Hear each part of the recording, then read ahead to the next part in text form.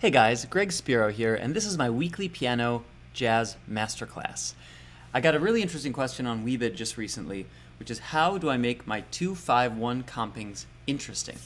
A lot of people know their 2-5-1 compings, but they just know the same one over and over and over again, and it doesn't really make for a good jam if you're playing with other people, if you play that same robotic thing. So I'm going to give you some tips and tricks to add variety to your 2-5-1 compings. That's a 2-5-1. That's a 2-5. So I'm going to give you some tricks to make those more interesting. There are three things to remember when you want to expand upon your 2-5-1 voicings.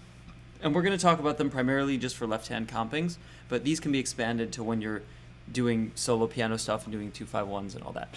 One is rhythmic variety, one is voicing variety, and one is internal movement.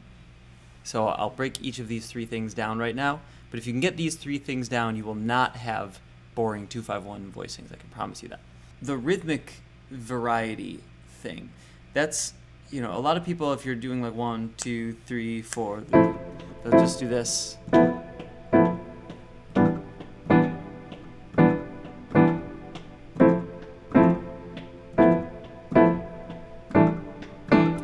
For the first 8 measures of a song, that's fine, but you've got to expand from there.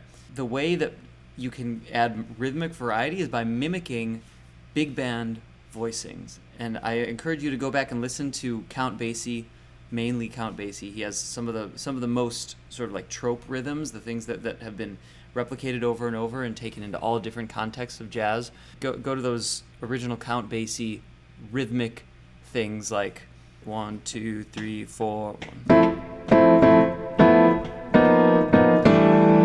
That's one, right? Another is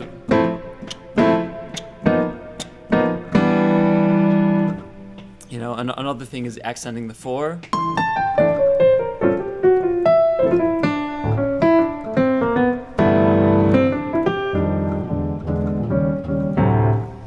Okay, so rhythmic variety, that's one of the things. The other is voicing variety. So we're just going to stick in C for now, but you have to do this in all the keys, obviously.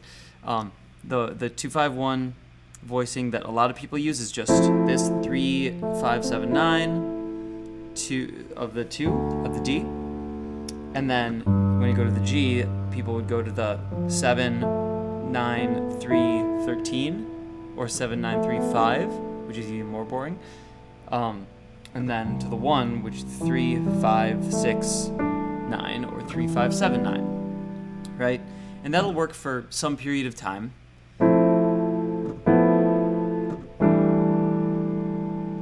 So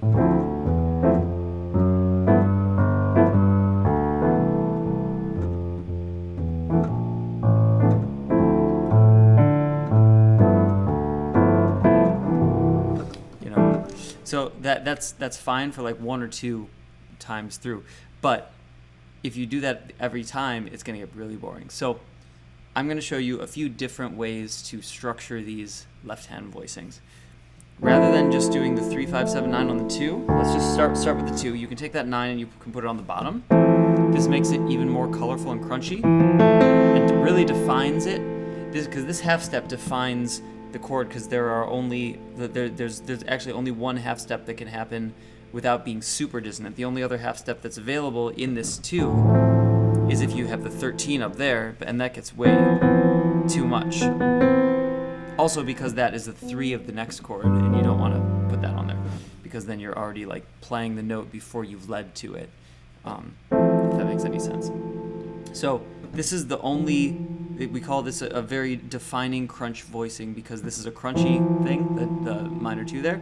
And then you have your 5 and your 7 there defining. So you have your 9, 3, 5, and 7. That's a great one. And then you have this voicing, and then you can also move the 3 up. This can be another one. And you can move it even more up or down the octave using the 9, the 3, 5, and the 7. So all of these different iterations of it are good to get variety, okay? And then when you go to the 5, you can do the same thing. Just take whatever note you have at the bottom and move it up. Remember, if it's if it's crunchy like that, you may not want it to be so crunchy because that's the 13. You can move the 13 to be the 5.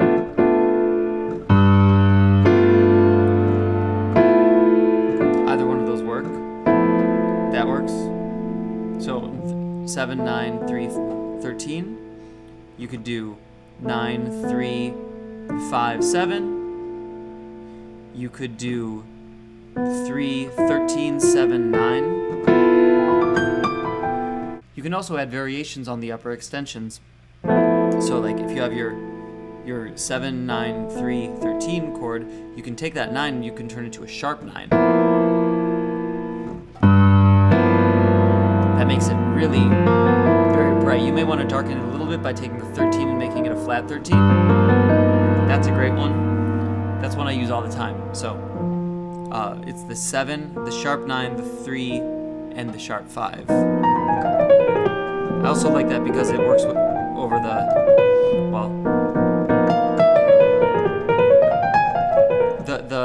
the minor major scale based on the half step above the 5. So A flat, 1, 2, minor 3, 4, 5, major 6, major 7, 1. That works over that scale. So if you're going like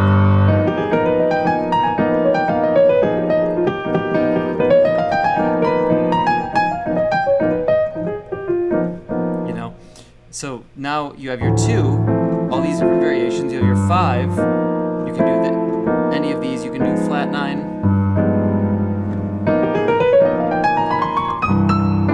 And then the 1, which you can make that more interesting by like there are a lot of different ways you can comp that. You can do the 9, 3, 5, 7. You can do 3, 5, 7, 9. You can do 3, 6, 7, 9. This is one I particularly like. And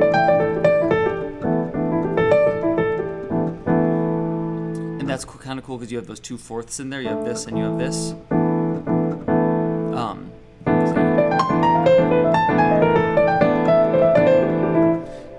You can also do this crunch voicing. You have the 1 in there, which you often don't want to put the 1 in, but this is okay because it's a crunch in the middle of it. It's pretty nice. 5, 7, 1, 3. There 7, 1, 3, 5. 7, 9, 3, 5. All of those are different things you can use. You don't want to get too far below this. This is probably the only one that low that you'd want to use. Any lower than that gets money. So now that you've got those, you can do 2 to the 5 to 1, then 4, 3, 6.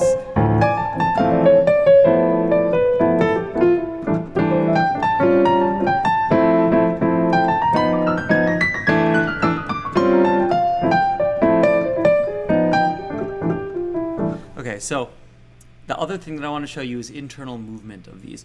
So when you're on the 2, this is a really cool key piece. You have your 7, but the 7 can go to the major 7, and then back to the dominant 7, and then down to what becomes the 3 of the 5. So you could go like this, 1, 2, 3, 4.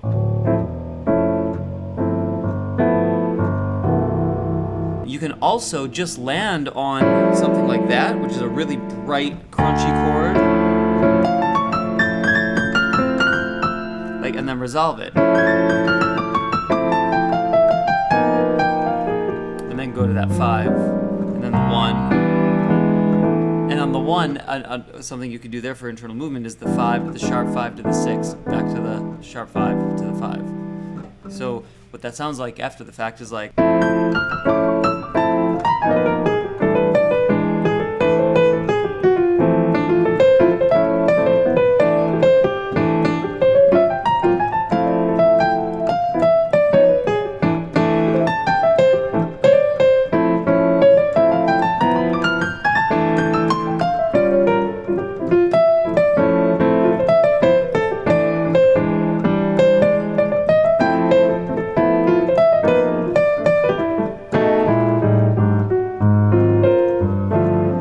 That's pretty much all I wanted to show you, but then other stuff you can do is instead of the 2, do the tritone substitution. So A flat 7 with the sharp 11 to the 5 sus to the 5 with the flat 9 and 3, and then the 1. Like, so, you know, instead of just like 2, 5, you can go flat 6, 5, sus 5 to 1.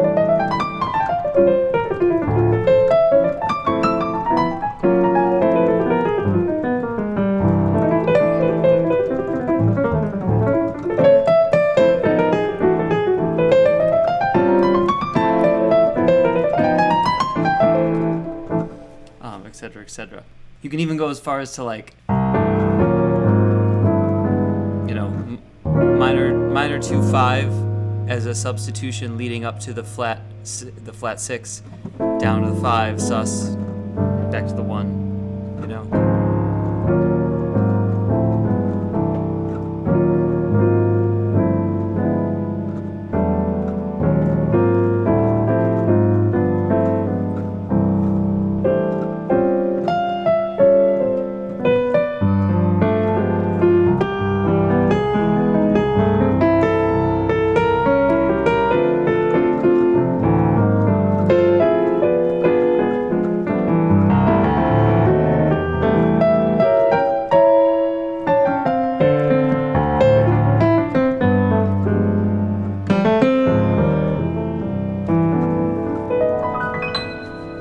So I hope that answers your question of how do I make my comping on 2-5-1 not boring, and how do I add interest. I gave you 3 ways to do that. Let me know in the comments if you got something out of that. And also, if you have any other questions for me, please go to my Weebid page at greg.weebid.app, where you can submit ideas like this to me of anything that you want me to do a video on, and you can crowdfund those ideas that you want me to do. So you could pitch in $5, $10, whatever you would pay on the condition that I do the video, and then you only pay if I actually do it. So give me any other ideas that you want me to do videos on, or anything you want me to do. It could be a show in a certain city, it could be a record, it could be a collaboration with a certain artist. I want your ideas. I'm listening to you. So thank you very much, and I will catch you guys in the next video.